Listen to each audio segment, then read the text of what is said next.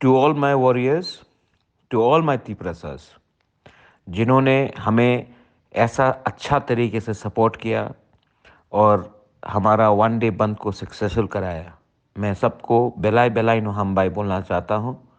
Thank you, धन्यवाद।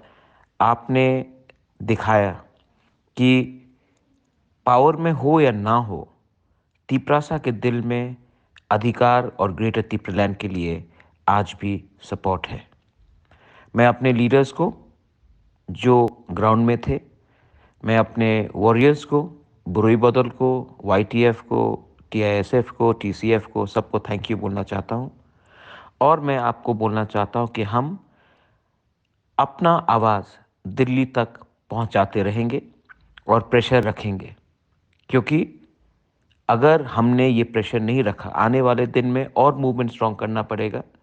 और अगर हमने ये प्रेशर नहीं रखा तो हमारे तिपरासा को कुछ नहीं मिलेगा। हमको एक होकर अपने लोगों को कुछ देना है और उसके लिए वी कैन नॉट कॉम्प्रोमाइज। बेलाइन हम बाय।